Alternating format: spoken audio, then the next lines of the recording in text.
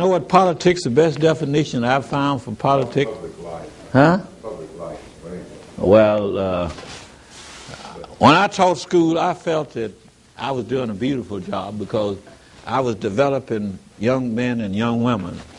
And I don't think there's anything any greater than developing the minds of young students, young people. But I felt that my field ought to have been broader than that I wanted to get out to a broader life than that. So after I quit teaching school, I traveled for a fraternal organization for a number of years. And then I became interested in NAACP. And when we were enjoined from Alabama, they moved my office to Tennessee. And I had been interested in getting people registered in this state. And while I was in Memphis, they asked me if I would conduct a voter registration campaign. That was back in '59. At that time, they had 20,000 black voters.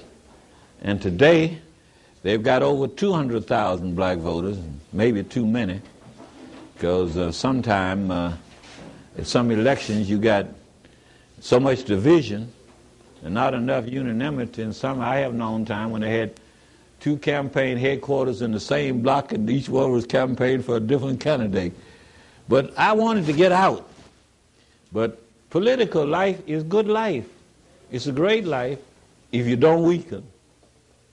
But you got to, and if you ever plan to get in politics, let me tell you this. Number one is, your name, you have got to be active in your community. You've got to have some character. You've got to do something beneficial in your community.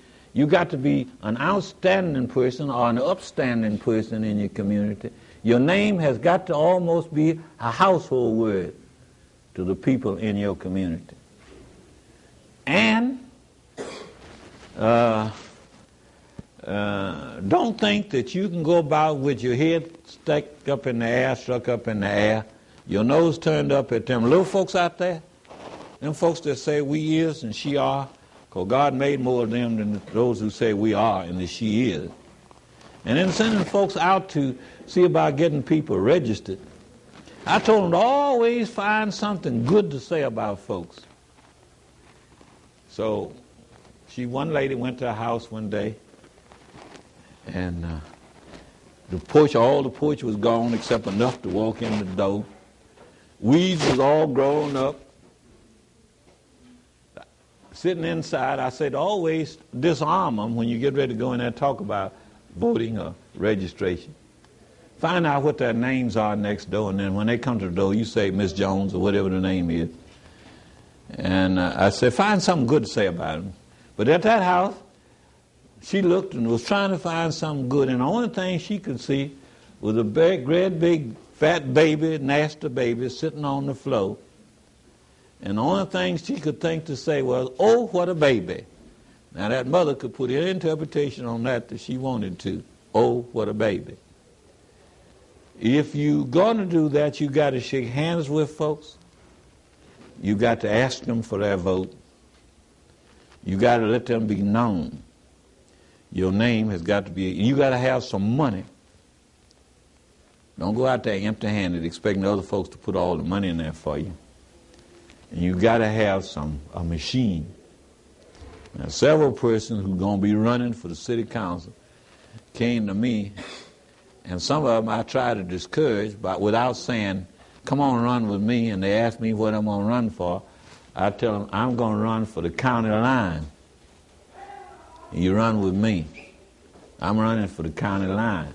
But I tried to discourage them by telling them all these things that they got to have. I said, you got to go around and kiss a whole lot of snotty-nosed babies. That sort of thing. That's another question. You know, I'm like the poem, the Song of the Brook, that says, men may come and men may go, but I go on forevermore. But ask me a question. Huh? You said that the Democrats was calling you a non-Democrat. What was that? I call that a nonpartisan Democrat. Well, it means that you're working in the field of nonpartisan, and you kind of thinking on the idea, you thinking strongly about Democrat. See? Kind of like Huh? you kind of like don't care anything You know, it's You know, I had to take the road of going down the middle because I wanted to register everybody. So I had to be on the side where, we don't like the man during the Civil War when they had the Red Cross was giving pies away.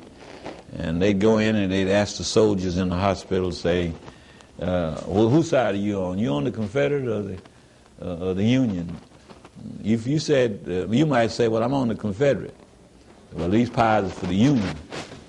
And then after a while, somebody else go down and they say, what soldier, what side you on? He said, well, I'm on the Union side. Well, these pies are for the Confederate. So one fellow had messed up the pies so many days, when the lady came in with the pies, she said, soldier, what side are you on? He said, I'm on the side with the pies. Whichever side the pies are on, that's the side I'm on, see? And like this fellow, when they're taking census, the census takers always ask more questions than's on the blank.